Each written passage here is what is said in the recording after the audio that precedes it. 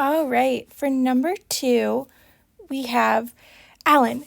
Government subsidies have been proposed in Cariana to encourage farmers in Rochelle, the country's principal agricultural region, to implement certain new farming techniques. All right, so let's narrow this down. Essentially, we're just saying that, okay, these government subsidies have been proposed to implement new farming techniques. Unless these techniques are implemented, erosion of productivity topsoil cannot be controlled.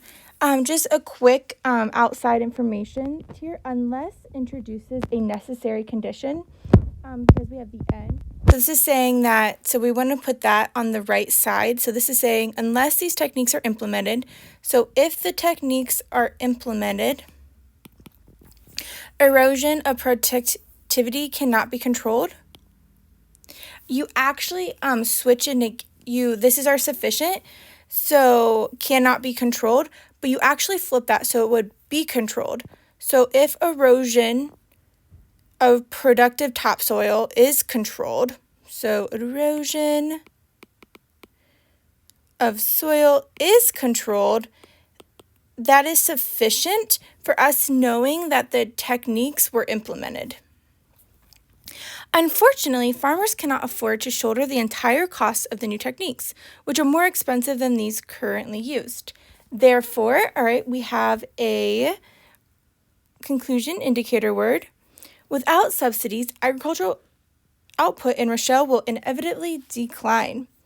All right, and then Betty responds and says, but erosion in Rochelle is caused by reoccurring floods, which will end next year once Cariana completes the hydroelectric dam that it is building across the region's major river. Therefore, Rochelle's total agricultural output will stabilize at its present level even without subsidies. Cool. Betty uses which of the following argumentative techniques in countering Alan's argument?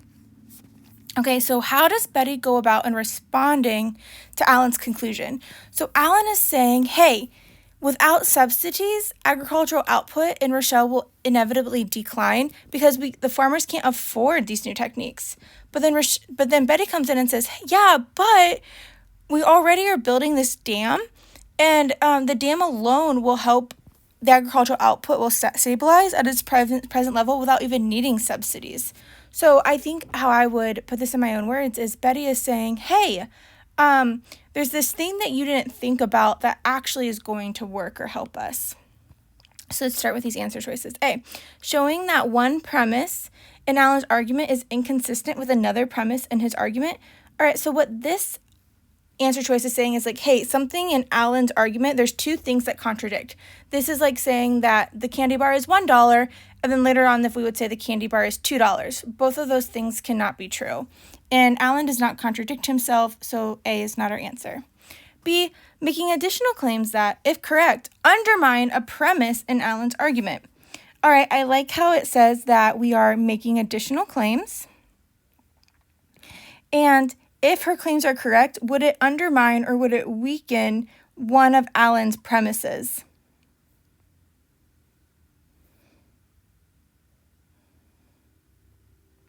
I like this one because one of his premises is, unless these techniques are implemented, erosion of productive topsoil cannot be controlled. Well, maybe with this new hydroelectric dam, maybe we can control it without having to implement these new techniques. So I like B so far. C, demonstrating that Alan's conclusion is true, but not for the reasons Alan gives to support it. Well, we don't actually agree that Alan's conclusion is true. We actually disagree with it. So C cannot be the correct answer.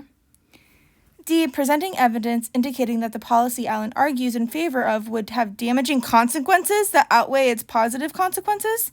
No, we don't even talk about whatever policy Alan argues in favor of. And do we show that, hey, whatever Alan's arguing for actually has this damaging consequence that is way worse than the positive consequences?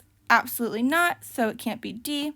And then E, pointing out that Alan's argument mistakenly identifies something as the cause of a trend when it is really an effect of the trend. So for this to be right, we would have to be able to say like, hey, Alan thinks that this thing is causing this other thing to happen. when really it's the other thing that's causing this thing, we're not talking about cause and effect anywhere in Alan's argument.